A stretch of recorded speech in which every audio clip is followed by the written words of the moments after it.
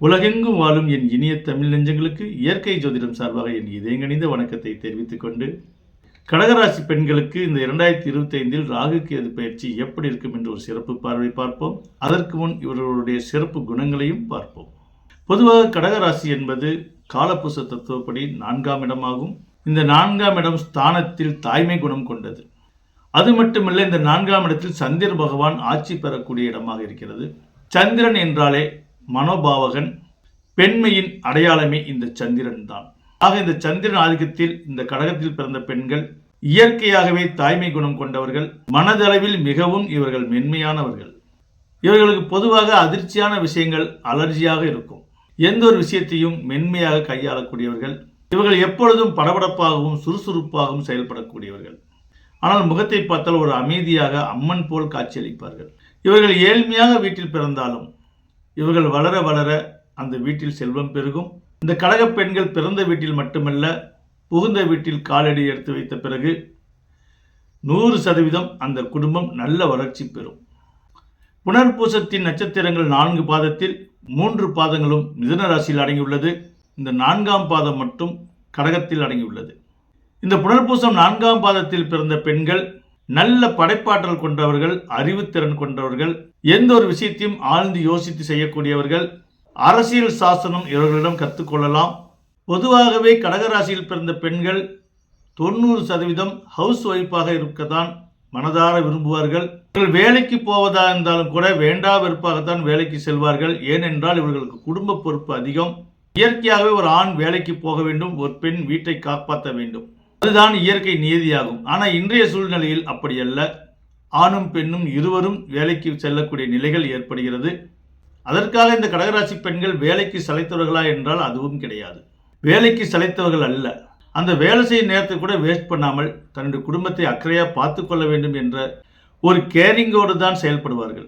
புனர்பூசம் 4ஆம் பாதத்தில் பிறந்த பெண்களுக்கு அடிமனதில் ஏதோ ஒரு கவலைகள் குடிக்கொண்டிருக்கும். சின்ன சின்ன பிரச்சனைக்கெல்லாம் உள்மனதில் ஒரு கருக்கள் ஏற்பட்டு கொண்டே இருக்கும். அதுவே ஃபியூச்சரில் இவர்களுக்கு இதய நோயாகவும் மாறும். நீங்கள் தூங்கி எந்திரித்தவுடன் தியான நிலை மூச்சு பயிற்சி செய்ய வேண்டும். மூச்சு குழாய் பிரச்சனை உங்களுக்கு வராமல் தடுக்க முடியும்.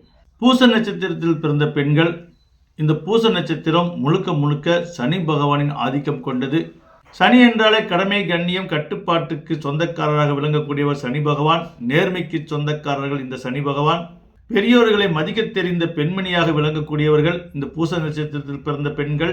இவர்களுக்கு இறை நம்பிக்கை அதிகமாக இருக்கும்.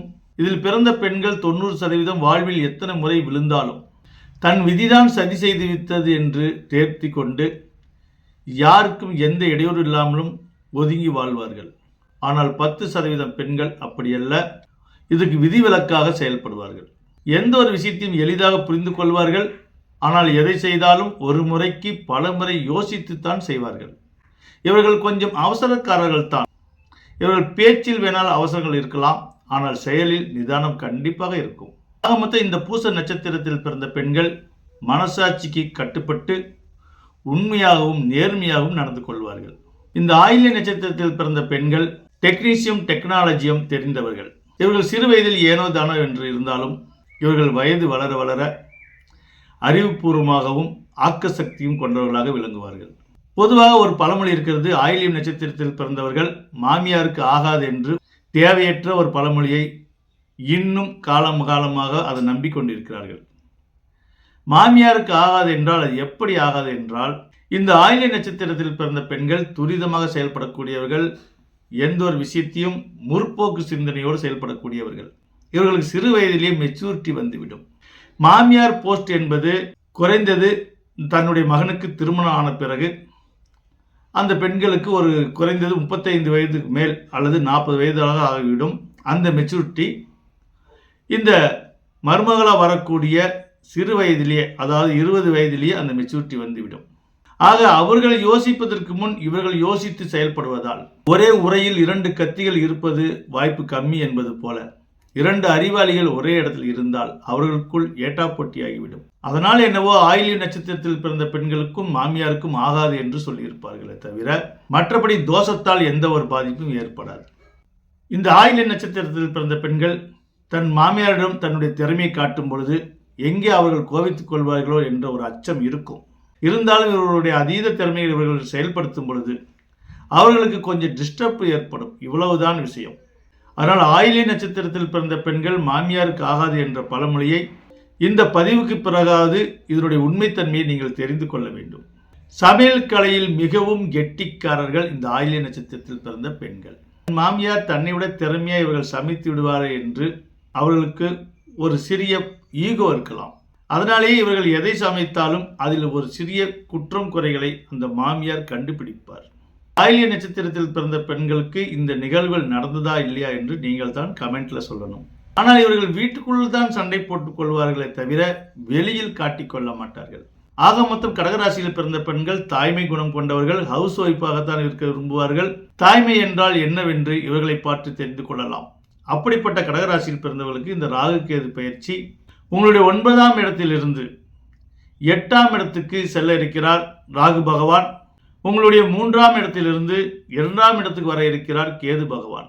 ஆல்ரெடி உங்களுடைய குரு பகவான் 11ஆம் இடத்தில் சஞ்சரித்துக் கொண்டிருக்கிறார். இனி சனி பகவான் 8ஆம் இடத்திலிருந்து 9ஆம் இடத்துக்கு செல்ல இருக்கிறார்.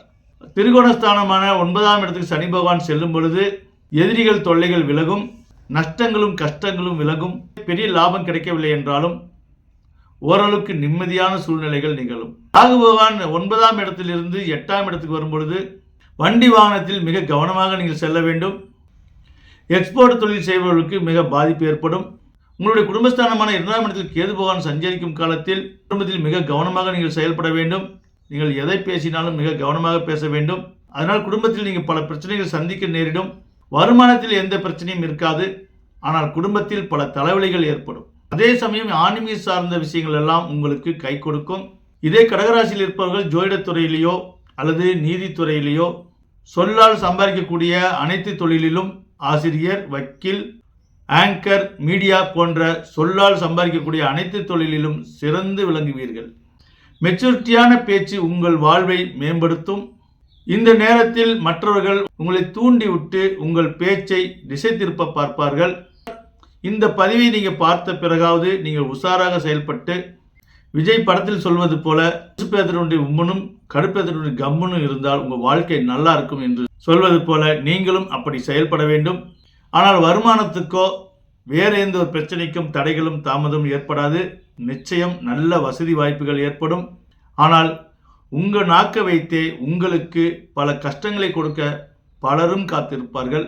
சொற்களை நீங்கள் பார்த்து உபயோகித்தால் இந்த ராகு கேது பயிற்சி உங்களுக்கு நல்ல விதமாக அமையும் என சொல்லி, உண்மைக்கும் உயர்வுக்கும் பெயர் கொண்ட இந்த கடகராசி பெண்களுக்கு இறைவன் அருளால் எல்லாம் நலமாகவே நடக்க வேண்டும் என சொல்லி மீண்டும் அடுத்த பதிவில் சந்திப்போம்.